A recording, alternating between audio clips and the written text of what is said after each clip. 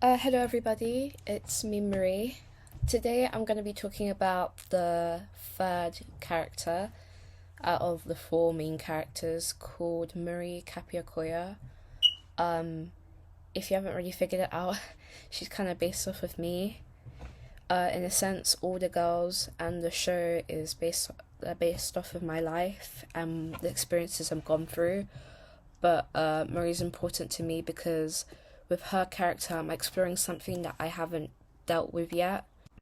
So it's really important to me that I kind of use the character as a vessel to express like the distress that I've been feeling. Like I'm not dying or anything, but that doesn't mean that what I'm going through isn't serious. And I feel like using her as a character has really helped me just in general to understand that it's okay to to others for help, and it's okay to say if you're feeling upset, and if you are upset, don't let people overshadow you with their own problems. Feel bad for them, of course, and be prepared to listen, but don't let that overshadow your own distress. You can't tell yourself that what you're feeling or what you're going through isn't worth it just because someone else has done and gone through something that seems bad as well. Yeah, sympathize, but don't put yourself first before you put other people, ahead of you. Unless, of course, it's something serious, then you have to put your friend or your family member or the person you're listening to first. But if you're going through an issue, if you're going through a problem, don't keep it to yourself and don't feel like you have to hide it from other people because that's not how life works. That's not how friends should act. And I mean, I'm hearing myself say this, but it's still something I need to work on and improve on. So let's get into the character. She is African, like me. She's Congolese, like me. She has two younger sisters called Cecilia and Ella Rose. And they also have acquired the fight element, much like Marco, who's also gained the water element because he's Eliza, not Eliza's, he's Alexa's sister. In terms of personality, she's a very bubbly person.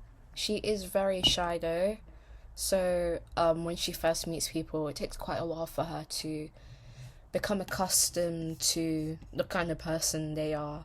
But when she gets comfortable, she becomes very chatty and she has a wide imagination that she really loves talking about. She likes to express her opinion on things and she always thinks outside of the box. She thinks about things that no one else really, thinks of. People like Eliza, and Alexa, they think logically. They think if 1 plus 1 equals 2 and 2 plus 2 equals 4, stuff like that. But Murray's like, that box kind of looks like that box but bigger. Maybe we should think about how many so and so's can fit in it and then we can escape the room. It's kind of like that. She thinks differently, but surprisingly, she still gets the job done at the end of the day. So, yeah, and they don't give her credit for that. She's a very kind person, especially because, she grew up in a household where values are very important. Her mother is the elemental. Her mother descends from the fire element, and her mother is a witch who happened to get engaged and married and have kids with a demon, which is crazy. Whoa. Which makes her a hybrid. And I know you're probably thinking, oh no, self-insert. But you gotta face it, guys. It's already been like what? I don't know, 10 years. There's no point in me changing it now. Also, I think the hybrid thing kind of works because with Murray being a half demon, the half demon side is supposed to represent my father's side of the family in real life. Not that the people on my father's side of the family are bad people. That's not to say that at all. It's just to say that they. Oh, how can I say this without sounding mean? They're a very definitive part of me, and they stand out very much. And they have such a big influence on my life, even though I haven't even met all of them. And I have like, I swear, I have like millions of cousins, which I haven't seen. But truthfully, my father's side of the family has such a big influence in my life. And the stories that have been told to me, not all of the stories, there's so many other stories, but the stories that have been told to me, I find them so incredible how like outrageous and bizarre they are. Like, I can't tell you about them, but the most craziest stuff has happened in my family, and it's mad to think that I actually descend from such type of people. And these aren't bad people, they're just unique, and they're different, and I love that. I absolutely love it, and I love my family. So me making them the demon side of the family isn't me being upset with them or me kind of insulting them. Obviously, I know it kind of sounds bad if you're gonna say, oh yeah, I'm making you a demon in my show. It's not like that. I don't think they're bad people. I just find them so interesting, and such a big influence in my life that I feel like I have to put them in a really big position, and that's why I kind of made them the demon side. So her father, Marie in the show, is a demon, and he descends from a line of pretty infamous and but well known a line of demons. They were known for contributing in a lot of wars, and they have killed many people. So people are naturally scared of her father, and because of that they are scared of Marie, because they feel like her instincts will probably kick in, and she might end up killing some random kid in a maths lesson, which she would never do. If there's one thing she made an oath on, she swore on, is that she'd never ever hurt or kill anybody. Now the hurt bit kind of goes out the window by the end of the second season, and the kill bit, that probably doesn't last for very long too, but I won't say when, even though you can kind of figure it out anyway, or you can guess and you'll probably be right. But yeah, she's proud of who she is, but she is upset that her demon side of the family, and even her elemental side of the family, because it's known for destruction as well as light, but people tend to view the more destruction part of fire. So people are naturally afraid of her, which is weird because she is a very nice person in the show, and she's someone who really does care about everyone else. She cares about her friends, and she puts them before she puts herself, and she's always helping them with issues and problems and stuff. But people are still like, oh, I bet you're only doing this because you want people to think that you're a good person. And while she denies it, deep down she knows that is kind of true, because she's only being nice to get people to understand that she is not a threat. But once again, deep down inside of her, she knows she can be a threat if she is pushed to her limit. And that scares her. It scares her a lot because she knows what she's capable of. I mean, she doesn't practice dark magic outside of her home because it's illegal in the show, and there's this whole thing about how the government keeps removing certain spells one by one, and these are like important spells, but I might get to that in another video. She's worried that, she might unleash it one day. She's been learning it at home naturally. It's something that comes to you naturally. It's not really something you learn. So she is worried that maybe one day, she won't be able to control herself and she'll end up hurting the people she cares about. And that does happen in her chapter. But I can't really say I'll spoil it because what if the show doesn't come out. But I'm not going to think negatively. The show will come out one day. But yeah, it does happen, and then you get to see how she breaks down this bubbly, funny character who's been a light. The light goes out and she just breaks down. And I have a very special way of showing that and showing how Marie as a character deals with all the stress, because her season kind of and in a spot where it's like the beginning of exam week for GCSEs. Remember that the girls like the show's based in their 11th academic year of school, so this is just before their GCSE exams, and it's like exam week and stuff like that. So that's how it begins. She is very talented, like I said, because of her thoughts of thinking outside the box. She's someone in the group who I think in the beginning she's definitely one of the more stronger characters in the group in terms of her elemental energy, because she's the only one who's able to use multiple different spells. I mean, multiple different fighting styles. The other three, they kind of just go by the fighting styles that their parents had. And while Marie does incorporate a lot of the traditional fire element, powers and power, I don't know how to say this, styles, she incorporates her own work. So she uses a lot of moves that she's seen in like animes and animations and movies that she's watched, and she turns a fight into something fun. Once again, she doesn't want anyone to be in like a dire condition, but she does enjoy the thrill of using her powers to something that could potentially help people, which is why she does end up doing fights anyway. But I don't know if there's many places in the show I'm going to be able to show elemental energy like that, except for Sports Day. But then it's going to end up like that one My Hero Academia season.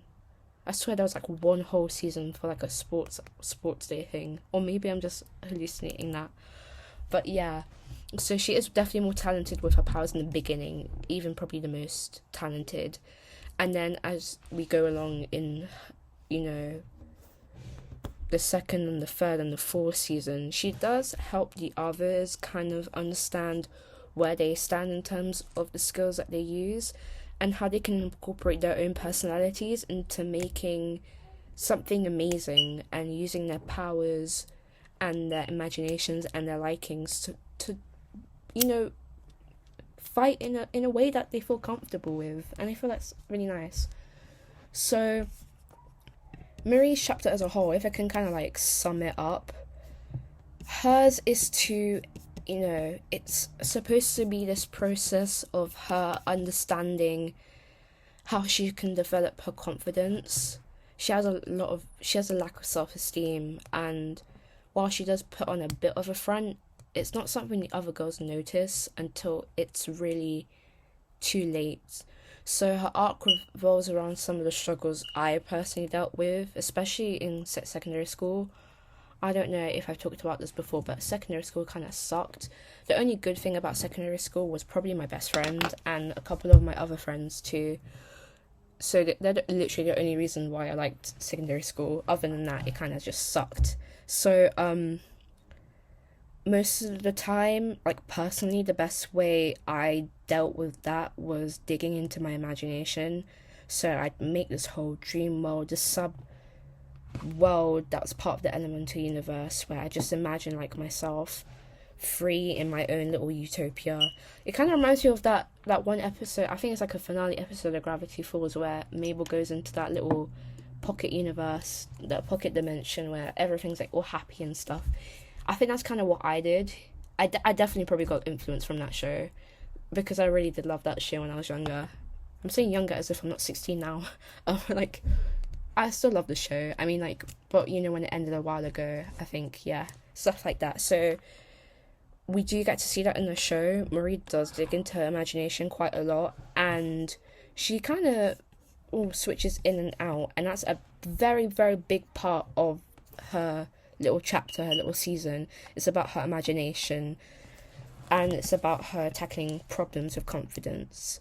So this isn't healthy, obviously, but it's something her friends don't realise, once again, until it's too late. And a lot of the show, the episode, oh my gosh, I'm screwing this up. A lot of the season has to do with her coming to terms with her demon and her elemental side.